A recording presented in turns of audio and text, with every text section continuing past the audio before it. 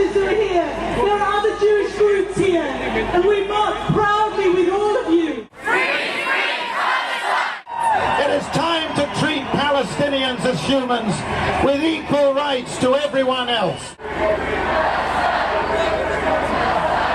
Politicians in the international community, we are very disappointed at your disgraceful silence. Shame on you! This is not an incursion. This is not a military expedition.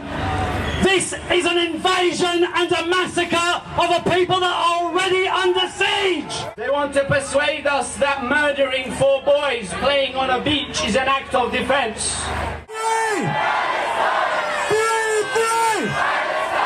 I say to those that bomb Al-Wafa Hospital and Al-Shifa Hospital, who bomb orphanages and places where disabled people go for medical attention, you bomb one hospital, we will rebuild 100 hospitals. And we call for an end to the occupation, justice for the Palestinians, and a real peace. Gaza, don't you cry! We will never let you go. And until the occupation exists no longer, there will be no peace.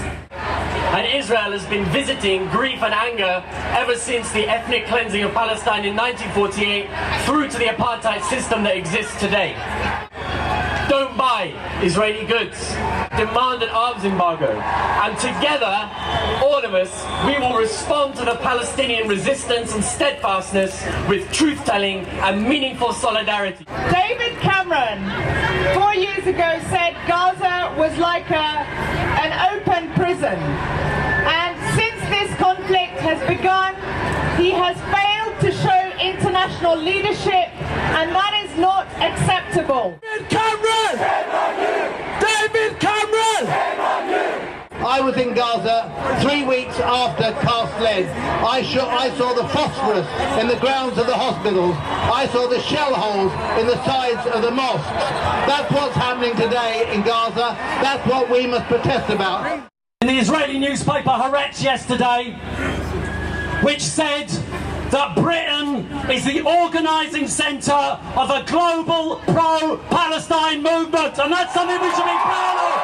Free, free! Palestine! Free, free! Palestine! Gaza, don't you cry! We will never let you go. All Palestinians! In our millions, in our billions! We are all Palestinians! Today, we have come united outside the Israeli embassy. We are freedom, we are democracy, and we have to fight for the liberty of people across the world. We will demonstrate until Palestine is free.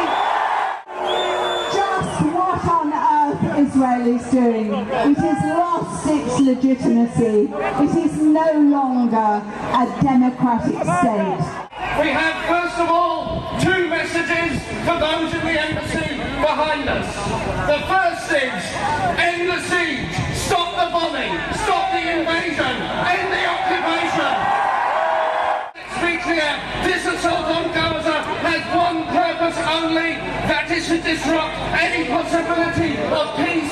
This is to continue the occupation of Palestine. It has no other purpose, and the world must see it for what it is, an act of barbaric aggression.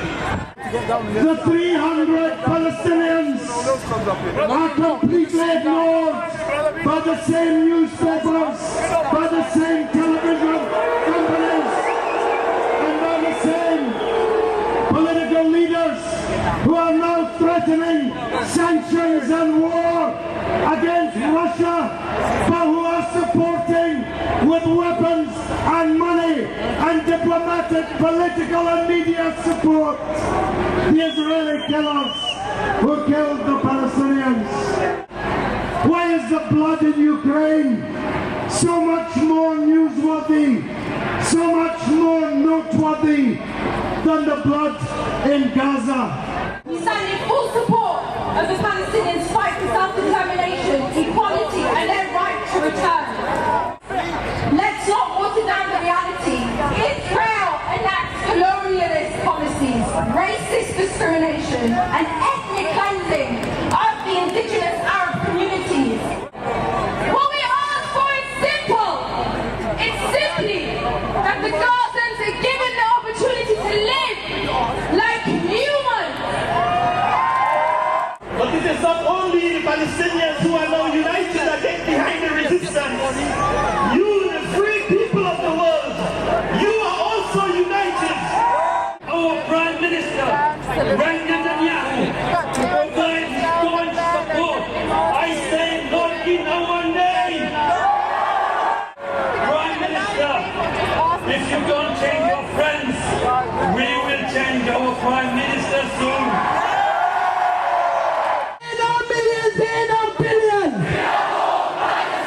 The victims of occupation are somehow the cause of the problem. We have this bizarre concoction of media stories that turns reality on its head. If this was happening anywhere else in the world, you'd have Obama, you'd have Putin, you'd have Hollande, you'd have Cameron, you'd have them all condemning it and promising sanctions and denial of human rights. Palestinian children deserve rights. Palestinian people deserve rights. Palestinian people deserve humanity and recognition.